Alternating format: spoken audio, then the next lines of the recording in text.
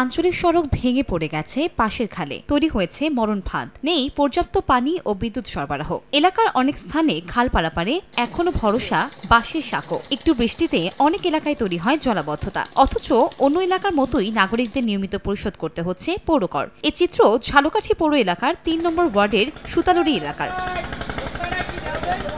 স্থানীয়দের অভিযোগ, গত ১৫ বছরে অজানা কারণে বন্ধ ছিল সব ধরনের উন্নয়ন প্রকল্প। এতে জনজীবনে নেমে আসে চরম ভোগান্তি। আমরা পৌরসভার ভিতরে থাইকেও মনে করেন পৌরসভার যেসব সুযোগ সুবিধা পাওয়ার কথা, পানি পাওয়ার কথা, সাপ্লাই লাইন পাওয়ার কথা, এভরিথিং সব সুযোগ সুবিধা থেকে আমরা বঞ্চিত বললেই চলে। একটা লোক অসুস্থ হলে আমরা হাসপাতালে যে অ্যাম্বুলেন্স যোগে নিব সেই রকমের কোনো রাস্তাঘাট নেই।